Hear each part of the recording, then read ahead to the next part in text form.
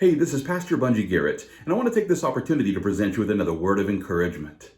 Well, in case you missed it, you might like to know that our government has once again extended the COVID-19 public health emergency, thereby continuing the pandemic-era policies that we've been living under for more than 2 years. And yeah, this is despite the fact that the daily cases of COVID-19 infections has been declining since the Omicron surge from last winter.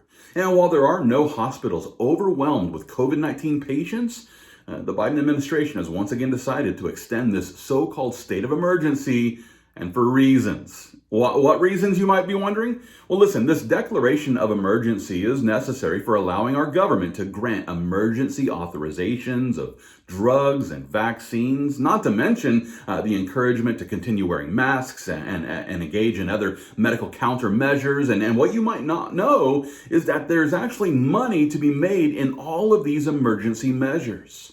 Case in point, I would direct your attention to the investigative research conducted by the watchdog group Open the Books. According to their investigation, Anthony Fauci, Francis Collins, and other top scientists there at the National Institutes of Health, or in other words, NIH for short, they've received more than $350 million in secretive royalty payments from drug companies and other third parties over the last 10 years. And while it's true that a Freedom of Information Act request was filed last September so that we can see more details about these secretive payments, well, it's also true that the NIH has refused to comply with this FOIA request. So much for transparency. Now, is it any wonder that they don't want to let go of these emergency powers when there's so much money to be made? You might not know this, but the Biden administration has appropriated trillions and trillions of dollars in 6 COVID relief laws, including Biden's $1.9 trillion American Rescue Plan, which was passed back in March of 2021. 11% of these funds, totaling $484 billion, was routed to the Department of Health and Human Services, who then proceeded to use $41 billion for vaccine research and development, as well as the acquirement and distribution of those vaccines.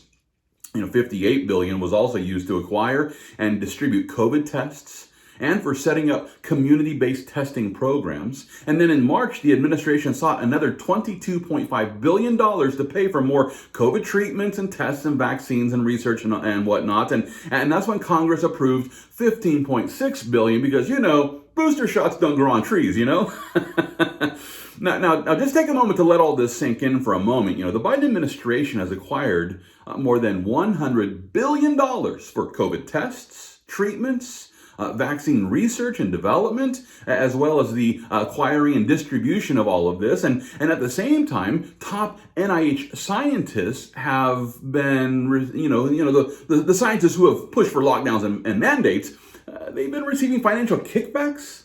They've been getting secret royalty payments from drug companies. Interesting. And when it comes to these financial kickbacks, they refuse to reveal the information about this, despite the FOIA request made last September. Listen, all of this doesn't even scratch the surface on the trillions of COVID relief funds that have been used for projects that have absolutely nothing to do with COVID relief. For example, $1.5 million was earmarked for the Seaway International Bridge, which connects New York to Canada. $270 million was used to fund the National Endowment of the Arts and the Humanities.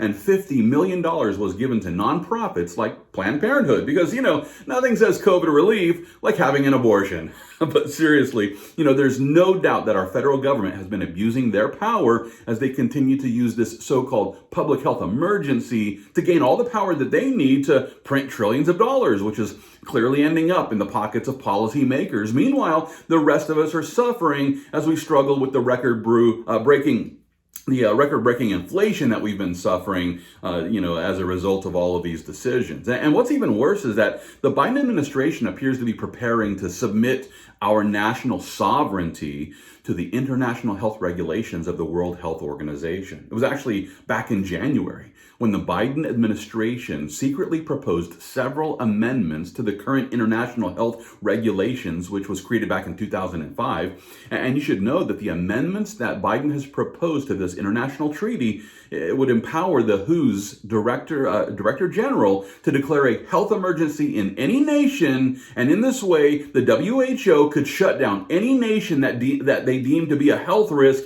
and despite any opposing legislation of that nation. Now, it should be noted here that the World Health Assembly, which is the WHO's governing legislative body, they're going to be voting on this provisional agenda this Sunday in Geneva. And if it's passed, well, then the World Health Organization will have the ability to use their own emergency powers to lock down any country that they deem to be a health risk. And with that being the case, it's important to think back to the beginning of the pandemic. Do you remember when the WHO failed to present the rest of the world with clear information about COVID-19? And the reason why is because they didn't want to upset China. Think about that for a moment. If Biden is preparing to hand U.S. sovereignty over to the WHO, and the WHO is controlled by China, then, well, just look at how Xi Jinping is currently treating his people there in China as he locks them all down and people are starving because of COVID-19.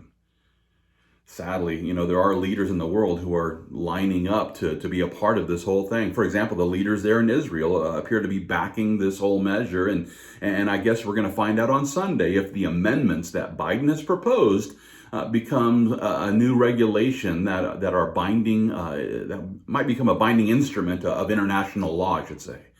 And while we should pray that freedom-loving people will win the day on this one, it's important for us to remember that we really haven't been called to stop the rise of the Antichrist.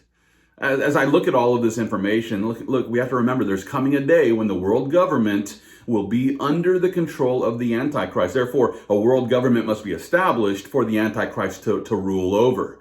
And if these amendments that Biden is proposing for altering the international health regulations is part of this plan, well, then let's just make sure that we see this as a sign of the times in which we live. And if it's true that we're watching the stage being set for the rise of the Antichrist, well, then the best thing that we can do is to lead more and more people to the cross of Christ so that they might be saved by faith in Jesus Christ and be ready for the rapture of the church.